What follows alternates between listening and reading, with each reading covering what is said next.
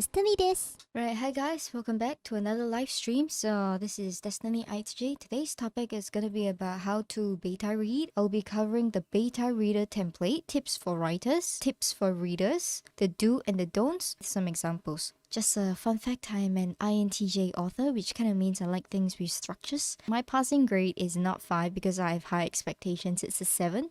So I will usually ask for my beta readers to rate on the scale of 1 to 10. Anything below a 7 for me is considered a fail.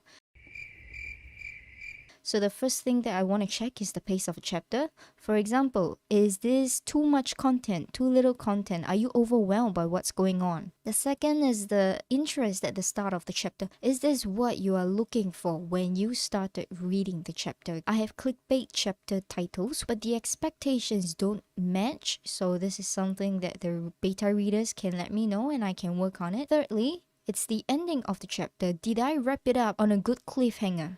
Number 4. The ability to understand the chapter. The only reason why I'm putting this down is because a lot of these readers are people from countries that don't speak English as their first language. The next thing I'm looking at is the predictability of a chapter. For some authors, this is optional, but for me, I like to put in the predictability just to know, am I going down the mainstream road that everybody understands about, or am I actually being original, or am I too original? After the predictability of the chapter, usually I will ask, is the chapter length a little bit too long? Is it too short? Not a lot of people can sit for hours just to read a book. You might want to consider breaking that into 2 separate chapters instead so that it becomes more manageable for them. Once I'm done with the chapter length, so on the scale of 1 to 10, I want to know the interest of the chapter. I like to see a 7 and above, and it is a sign and it gives me confidence that it's going to be the next bestseller, something like this. Last but not least, other feedback. So this other feedback section is very important, and I will share with you how you can actually do this in further details coming next. I'm going to talk about beta reading for writers first. Before we are writers, we were once readers. But along the way, learning how to be a writer, we forgot the joy of being a reader without judging as a writer. The first tip that I'd like to share, if you're beta reading for another writer and you are a writer, I'd like you to respect them as the writer that they are and forget about who you are as a writer and just enjoy it as a reader, because they are looking at a feedback from a beta reader's point of view.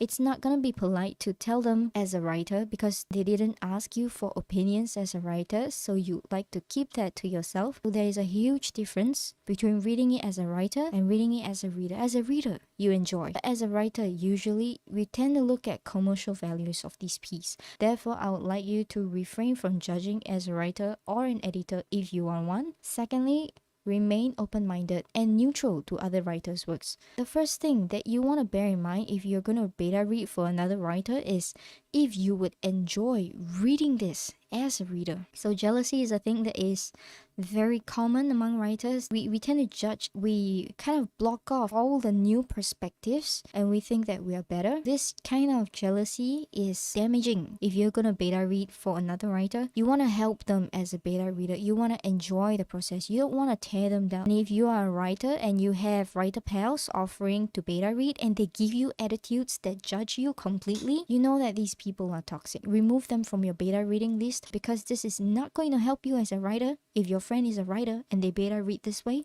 what do you do as a beta reader?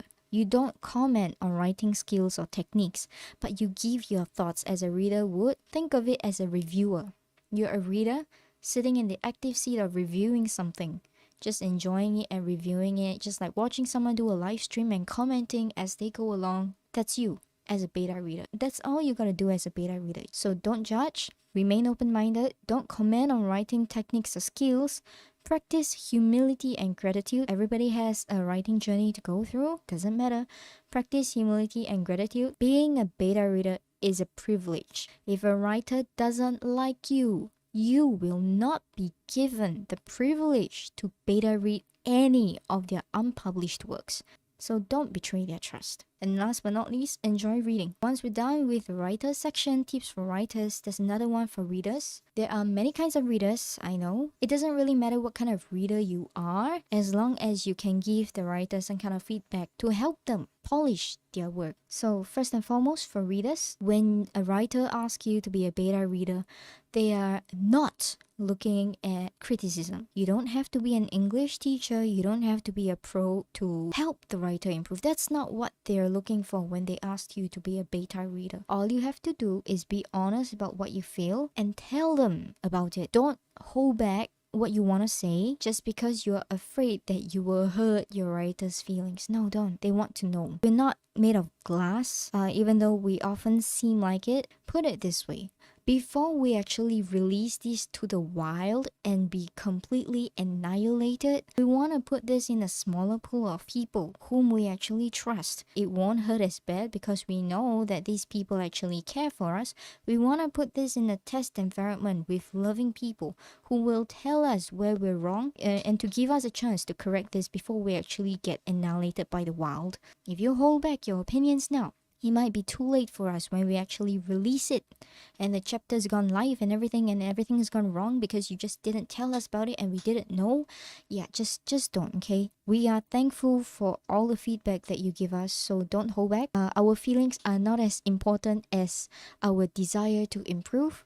Give more details and examples of why you don't like something or if it feels off. If you like something, you're like, oh my god, this is so cute, that's fine. But then if you're like, I can't help but feel like this is slightly lacking, and then we'll have a lot of question marks, and writers are usually overthinkers.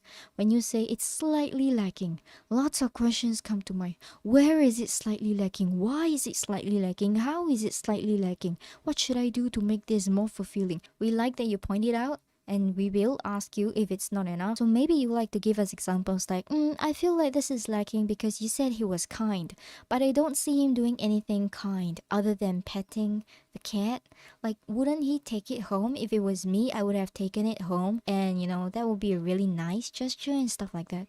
Yeah, this kind of opinions you should give your author, so don't worry about it being lengthy. I will come to that at a later point for the do's and don'ts. The next point is, if you like something, compliment it so that we know that at least we're doing something right along the way. This kind of thing really just makes our day. It's like, oh, well, at least we got something right. I didn't live my life in vain for like the past 10 years doing this. We don't mind the harsh comments, but at the same time, we crave for adoration, so don't hesitate to send us your love. Last but not least, you can be a reader. You're not an English teacher or anything. If you see any typos, I would appreciate if you let me know that there was a typo so that I can correct it before it goes live. So it doesn't take much to be a beta reader. I hope that you're not terrified if a writer approaches you. We're gonna move on to the next section, which is the do section. So do use track changes. So for those of you who don't know what track changes is, it's an advanced function in the Word document. It actually exists in Google Docs as well. So writers, when you send out your shared link invitation to your beta readers, please make sure to check your permission settings. So the comment function is very useful. You can even do this on, say, PDF. You can do this on Words. You can do this on a shared file on Google Docs. Try to keep the lengthy comments in a separate folder or download it separately to return this with the comments to the writer. So like if it's gonna be a shared document on a Google file and you don't want to spam it because other beta readers are also using it, download it, keep it separately, save it in a PDF, put all your comments into that file. So you create a separate document and then you let the writers know your feedback after each chapter with the template that your writer has given. Some examples look like that. So these actually come from my own beta readers and my files and my current work, Godfather World. For those of you who are curious, the link is on the YouTube description. Now that we've looked at the do's, let's take a look at the don'ts. Right, so these are a lot of pet peeves that writers will come across. Writers, these are things that you need to let your beta readers know. Don't change the writing style. Every writer has a style. If you are truly a fan of the writer that you're beta reading for, you will not be changing their writing style. You want to preserve how they phrase things, how they package things to you. You don't want to change it to what you think is right and you think sounds better because you like it better. No, this is not about you. This is about the writer you're beta reading for. Even editors don't do this. So you don't want to suggest your way of wanting to read it or write it or present it. One thing to note is that you are a reader. Respect that and leave it as it is. Do not give generic statements that are negative and not tell the writer where they can improve and what they can do. So your poor writer will be overthinking, going into a panic, and spiraling down into depression. Help boost your writer's confidence as a beta reader and not destroy it. We don't have enough self-confidence as it is, so we need all the help we can get. Criticize in a constructive manner so that we can do something about it. So do not degrade the writer or criticize without suggestions for improvement, because this means you're just plain toxic. So these are some of the examples. So yeah, the first one over there, it's very lengthy. So as you can see, this person is actually rewriting some of the things that they saw the writer did in the way that they think would be better. Don't do that. It actually pisses the writer off a lot. And second one is they just give a comment, a not very good comment, and then just don't offer suggestions to how this can be improved. Just don't do that. So with that, I'm taking questions. I can answer the questions that you ask, provided you watch the video first. Anything that I did not cover during the live stream, I will answer. Anything that I have covered during the live stream, and if you ask in the comment section for the sake of asking because you do not respect the effort I put into making this video, I will ignore you. I am not an answering machine for free.